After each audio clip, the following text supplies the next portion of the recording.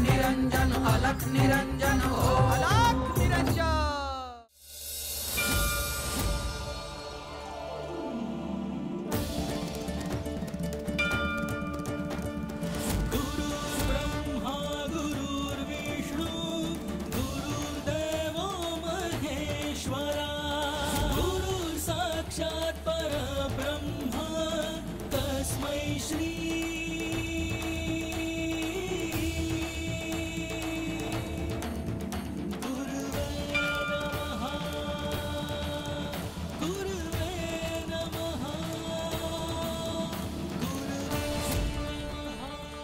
शुभम भवतु।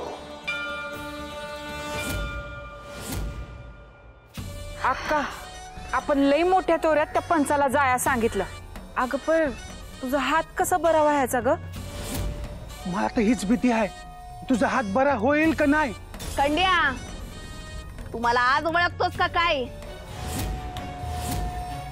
या अक्काबाईकडं सगळ्या अडचणींवर जालीम उपाय असतात आणि तुम्हाला सांगितलं ना व, माझी दिव्य आई माझा हात बरा करणार म्हणजे करणारच। बरं अक्का, म्या काय म्हणते, एवढी वाट बघण्या परीस पंच जे काय बी आपल्याला म्हणलंय तसं कराय काय हरकत आहे ग? म्हणजे तुला नक्की म्हणायचं तरी काय? अरे खंडू, म्हणजे आपण नाथबाबांकडे जायचं आणि त्यांच्या पायावर डोकं ठेवायचं। आई आई देवी आई, मिने तुझं डोसकं ठिकाण्यावर आहे ना व? का तू बी त्या नाथांच्या वळचणीला जाऊन बसलीस? त्या अक्काबाईना नाथांच्या पाया पडणं म्हणजे लांडग्यानं शिळीला शरण जाण्यासारखं आहे। अगं अक्का, तसं नाही, आपण फक्त हात बरा होईस तोवर ढोंग करायचं आणि एकदा का तुझा हात बरा झाला ना व, मग त्याच हातानं पुन्हा त्यांच्यावर वार करायचा। मिने, माझा हात बी बरा होणार, म्या त्यांच्यावर वार बी करणार आणि त्या समद्यांचा नायनाट बी करणार। त्यासाठी मला कुठलं बी ढोंग करायची गरज नाही।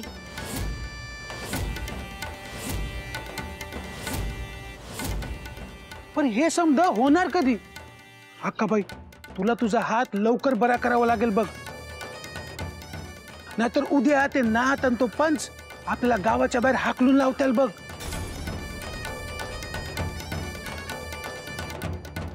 खंड्या, तो पंच आज पातोर कितीदा म्हणला की आपल्याला गावातनं बाहेर काढतो म्हणून, पण तसं काय बी झालं नाही, तसं काय बी झालं नाही।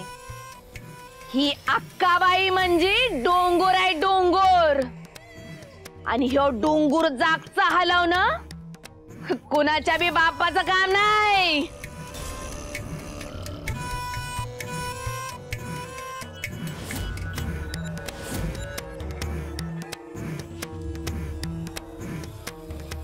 ओम श्री मच्छिंद्रनाथाय नमः। ओम श्री मच्छिंद्रनाथाय नमः। चित्रे, मिने, तिचं थोबाड बंद कर पहिल्यांदा। मला त्या नाथांचं नाव ऐकून माझ्या कानाला तारा सुटतोय। वय अगं चित्रा, वय जरा गपकी। नाथबाबांच्या नावाचा कुणाला त्रास नाही होत, उलट त्रास होत असेल तर तो दूरच होतो। मला सांगू नको त्या नाथबाबांचं कौतिक, एकदा सांगितलं ना गपरायाचं, मग गपरायाचं। अगं अक्का, तुझा हात बरा होण्यासाठीच मी नाथबाबांना प्रार्थना करते। माझ्यासाठी कोणाला बी प्रार्थना करायची गरज नाही, तुला म्हणलं ना वा? एकदा सांगितलेलं कळत नाही? अगं पोरी, अक्का एकदा म्हणली ना व, त्यांचं नाव नग घेऊस. ज्या नातांनी आपल्या अक्काबाईचा हात वाकडा केला त्यांच्याच नावाचा जप करा, तुला कसं ग काय बी नाही वाटत? नाही नाही मीने, मला एकदा बरं होऊन दे, मग हिच्याकडं चांगलंच बघते. नाही हिच्या डोसक्यातलं त्या नातांचं खूळ घालिवलं तर नावाची अक्काबाई नाही. आई आई, देवी आई.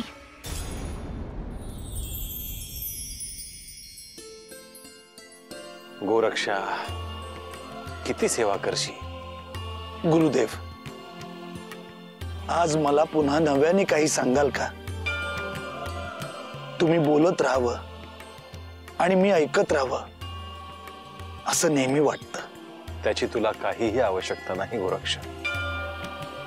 तू माझा शिष्य जरी असलास तरी नाथ म्हणून तू फार मोठा झाला आहेस. तुझाही असा एक शिष्य वर्ग तयार होत आहे आणि भविष्यात तो पुढे अजून वाढत राहणार आहे. त्यामुळे तुला आता काही मिळवायचं बाकी राहिलं नाही. सिद्धत्वाकडे पोहोचला आहेस तू. बालपणापासून मी आपल्याकडून खूप काही ऐकत आलो आहे, परंतु अजूनही तृप्ती झालेली आहे असं वाटत नाही. आपले शब्द अखंडपणे कानावर पडत राहावेत आणि ते मी असेच साठवत राहावे असं मला वाटतं. गोरक्षा, आपण तर बोलत राहूच, परंतु तुझ्याकडे जे आहे ते आता लोकांपर्यंत पोहोचलं पाहिजे. त्यासाठी तुला जे जे वाटतं ते लिखित स्वरूपात आणायला सुरुवात कर. तुझ्या वाणीतून जे काही निघत होतं ते आधी तू लिहित सुद्धा होतास, परंतु ते कार्य आता आणखी पुढे घेऊन जा. कारण आपलं अवतार कार्य संपल्यानंतर आपला देह तर जाईल, परंतु तू लिहून ठेवलेला तो भांडार चिरंतन काळासाठी इथेच राहणार आहे. आणि पुढे ते गोरखबाणी म्हणून नावरूपाला येईल असा माझा आशीर्वाद आहे. भविष्यात त्याचा लोककल्याणासाठी फार मोठा उपयोग होणार आहे. जशी आपली आज्ञा गुरुदेव. मी पुन्हा लिहायला सुरुवात करेन.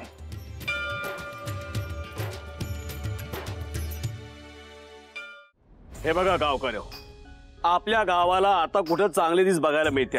जी अक्काबाई आपल्या गावच्या वाईटावर होती तिला बी शिक्षा झाली आणि नाथबाबांनी जवळजवळ आपल्या समधे अडचणी दूर केल्या. नाथबाबांनी आपल्या गावात आपल्यासाठी भंडारा घातला, तो बी व्यवस्थिशीर पार पडला. या भंडाराच्या प्रसादातून आपल्या समध्यासनी श्री महादेव आणि दत्तप्रभूंचे आशीर्वाद लाभले. पंच, बरोबर बोलताय तुम्ही. नाथबाबांच्या भंडाऱ्यामुळे गावातल्या समध्या लोकवासनी काहीतरी मोठं सुख दिल्यासारखं झालंय बघा.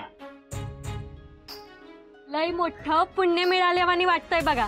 तोच तर नाथांचा खरा महिमा आहे. पण नाथबाबांनी जे सांगितलंय त्याचा आपण पुढे विचार करायला पाहिजे. आपली पाण्याची अडचण तर दूर झालेली आहे. आपण पेरणी बी केली आहे, त्या पिकाला खत पाणी घालणं, त्यातलं तण काढणं, त्याची निगा राखणं, यासाठी आपल्याला कष्ट करावे लागतील. अरे आपल्या शेतात चांगलं धान्य उगवलं तरच समध्यांच्या घरात सुख समाधान नांदल. तेव्हा ध्यानात ठेवा, कुणी बी चुकारपणा करू नका. आपापल्या शेतात रोज जाऊन काबाड कष्ट करा. आपण ते करूच पंच, पण आपल्याला अक्काबाईकडे बी ध्यान ठेवावं लागल. बरोबर आहे, नाहीतर आपण इथं शेतात राबायचो आणि ती अक्काबाई परत या गावात आणखीन काहीतरी वाईट करून बसायची. अरे असं काय बी होत नसतं या. कारण जोवरती नाथांच्या पाया पडत नाही तोपर्यंत तिचा हात काही बरा होणार नाही. त्यामुळे तिला काय बी करता येणार नाही. तुम्ही तिच्याकडे लक्षच देऊ नका. आता आपण भलं आणि आपलं काम भलं एवढंच पथ्य रोज पाळा. अरे जेवढा घाम तुम्ही तुमच्या शेतात गाळाल तेवढं चांगलं फळ तुम्हाला मिळेल. काय आलं का ध्यानात? चला तर मग. पाटील बाबा. चित्रा, पोरी तू इथे कशी काय? अन अक्काबाईनं तुला इथे येऊ कसं दिलं? अक्काबाई झोपली होती म्हणून मी गुपचूप निघून आले. अगं पर पोरी कशा पायी आलीस? उद्या तुझ्या अक्काबाईला कळलं तर पुन्हा त्रास देईल ती तुला. मला नाथबाबांकडे जायचं होतं पण अक्का मला जाऊ द्यायची नाही. तुम्ही जाल का? वय जाईन पर कशा पायी? नाथबाबांना विचारायचं होतं अक्काचा हात कसा बरा होईल. अगं पोरी तू नाथ बाबांकडे गेली होतीस ना, त्याने तुला समजावलंय ना? वय पण मला अक्काचा त्रास नाही भगवत आहे. तुम्ही जर त्यांच्याकडे जाऊन विभूती आणलीत ना तर मी ती अक्काच्या हाताला लावीन. अगं पोरी मी जाईन बी नाथ बाबांकडे, त्यांच्याकडनं विभूती बी आणीन, पण तुला ठाव आहे ना तुझी अक्काबाई ती विभूती लावायची नाही. पुढे काय करायचं ते मी बघती, पण तुम्ही विभूती आणाल का? मी तुमच्या पाया पडती. बरं बरं ठीक आहे, जातो म्या. हा ए चला रे समद्यानी, चला.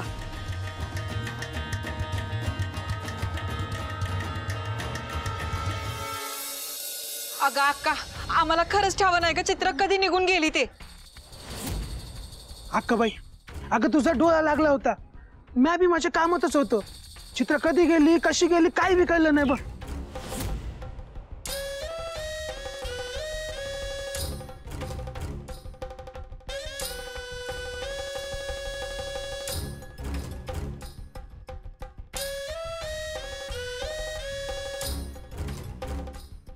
चित्रा, कुठे गेली होतीस तू? काय सांगून जायची काय पद्धत आहे का नाही? अगं अक्काला तुझी किती काळजी लागली होती. मग अक्काचा हात बरा व्हावा म्हणून मी औषध आणाय गेले होते. औषध? कुठं आणि कुणाकडं? मी एका जणाला सांगितलं आहे तो औषध घेऊन येईल. मग मी संध्याकाळी अक्काच्या हाताला लावेन, त्याने अक्काचा हात बरा होईल.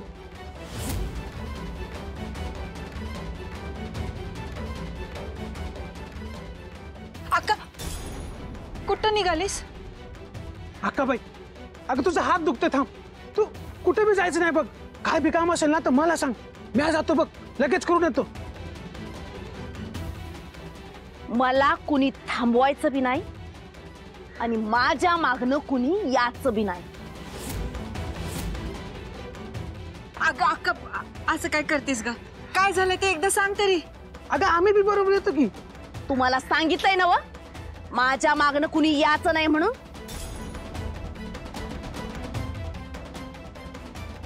आणि जर आला तर एकेकाला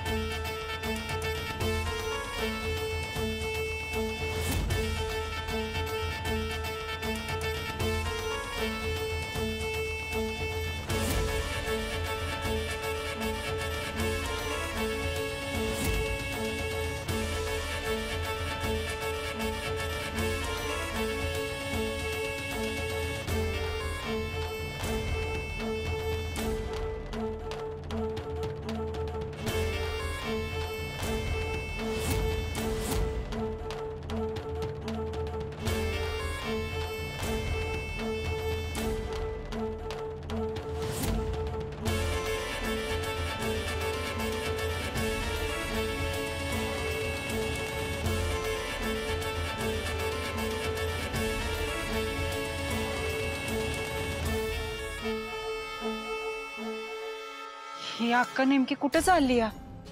काय बी कळना झालंय बघ. ती रागावली आहे, आपल्याला बी तिच्या मागे जावं लागेल. वय चला चला.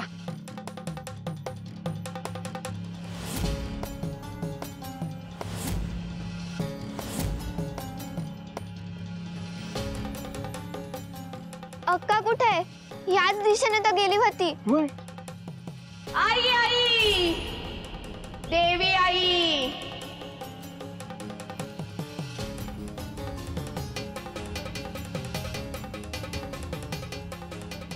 तुम्हाला एकदा सांगितलेलं कळत नाही का? माझ्या माग येऊ नका, घरला जावा. पण अक्का, तू अशी एकटी कुठे निघाली होतीस? तुम्हाला ते समजून घ्यायची काय बी गरज नाही आणि माझ्या कोपाला कारण होऊ नका. घरला जावा. अक्का, आम्ही जातो परत घरला. अगं पर आम्हासनी सांग तरी की तू घरला परत कधी येशील?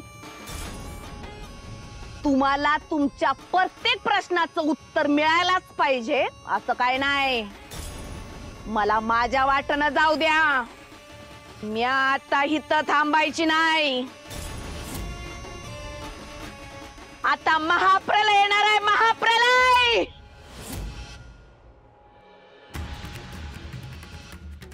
अक्काबाई, काही येणार ना दिस मावेल बघ. तू एकटी कुठे जाशील? मी थांबतो तुझ्या बरोबर. मला तुमच्या मदतीची काय बी गरज नाही. आणि एक गोष्ट 10 वेळा सांगायला लावू नका. सांगितलं ना वा, घरला जावा म्हणून. जावा घरला. अक्का, मी तुला सोडून कुठं बी जाणार नाही. मीना, तिला घेऊन जा. चित्रा, चित्रा, चल.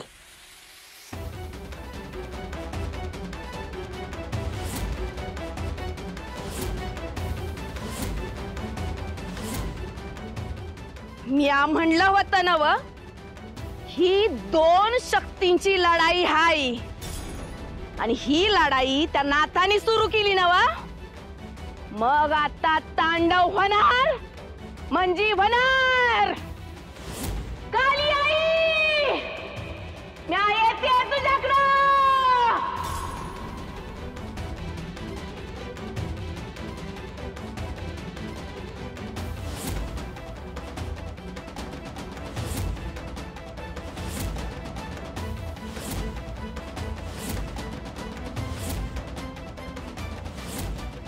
हे देवी आई, हे काली आई, तुझ्या भक्ताचं, तुझ्या लेकराचं काय हाल केले ते बघ. तू तुझ्या डोळ्यांनी बघ आणि तू बघना बी झाल्यास. बघ जरा बघ, त्या नाथाने माझं काय हाल केले ते बघ. आणि तू इथं डोळ्यात झाकून बसलेस होय. तुझं आता माझ्याकडे लक्ष नाही राहिलं. तुझी भक्ती कराया मी कुठे कमी पडले ग?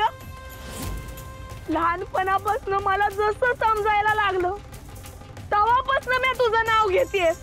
आणि तू काय केलास? त्या नाथाने समजा गावासमोर माझा पान उतारा केला आणि तू तुझ्या डोळ्यांनी बघत बसलीस. तू काय बी करू शकली नाहीस. जागी हो. माझी हाक तुला ऐकू येते का नाही? ओम श्री मच्छिंद्रनाथाय नमः. ओम श्री मच्छिंद्रनाथाय नमः. ओम श्री मच्छिंद्रनाथाय नमः. ओम श्री मच्छिंद्रनाथाय नमः. ए चित्रे, अगं जरा गपकी. त्या नाथांमुळे एवढं समजा घडायला लागलंय. आपली अक्का बी सोडून गेली या, तरी बी तुला काही कळलं हवंय? मीना, अगं तिचं राहू दे. इथं दिस मावून गेलाय तरी अक्का बी घरी नाही आली. आता रातच्याला तिला हुडकायचं म्हणजे माझं तर धाडसच वैना झालंय बघ.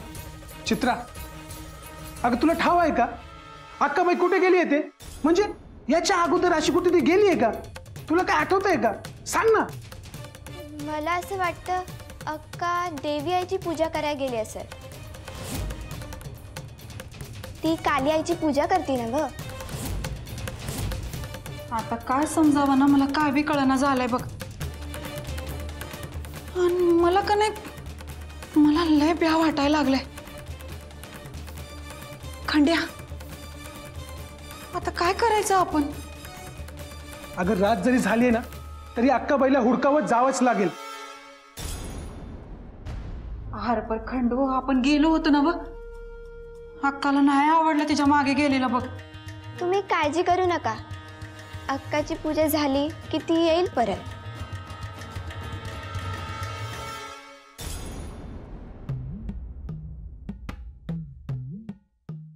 गुरुवर, जर आपली अनुमती असेल तर मी काही विचारू का?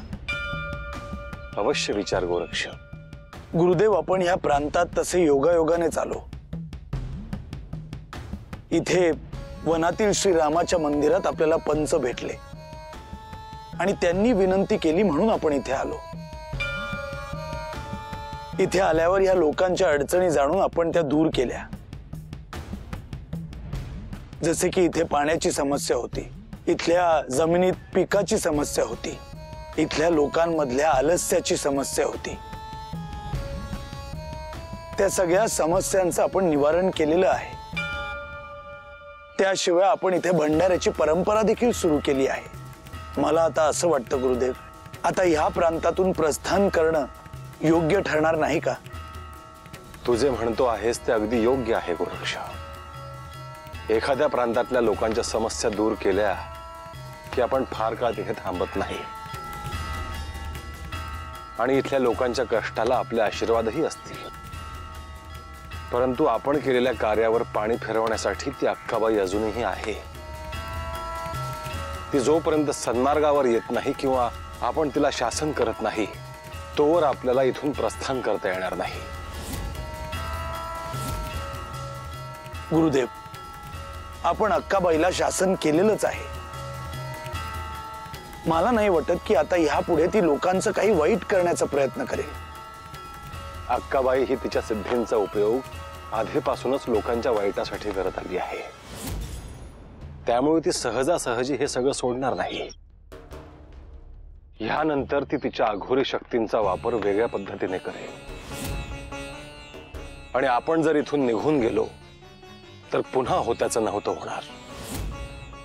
पुढे तिचा सामना करणं तितकं सोपं राहणार नाही. ज्यांनी मला शिक्षा केली त्यांना तू कधी शिक्षा करणार आहेस? त्यांना शिक्षा झालीच पाहिजे. जागे हो काली आई, जागे हो. गुरुदेव, अक्काबाईने हे वेगळंच प्रकरण सुरू केलं आहे. तिने काली मातेची आराधना सुरू केली आहे. ती काली मातेला जागवणार आहे. आता तुझ्या ध्यानात आलं असेल मी असं का म्हणतो आहे ते. जर तिने काली मातेला जागवलं तर गोष्टी हाताबाहेर जातील. त्यामुळेच मी म्हणतो आहे गोरक्ष, इथे आपण काही काळ अजून थांबूयात. योग्य वेळ आली की मग आपण इथून प्रस्थान करू.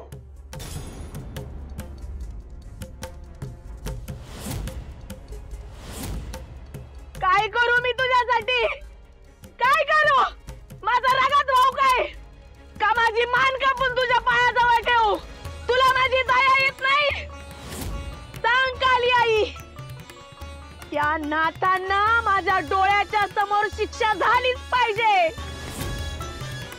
तू खरं रूप घेऊन ये आणि दाव तू कोण आहेस आणि म्या कोण आहे. तुझ्या भक्तांना असं कोणी बी शिक्षा करायला लागलं तर कसं व्हायचं? आणि म्हणून तू लवकर ये, माझ्या हाकेला ओ दे. आई आई, देवी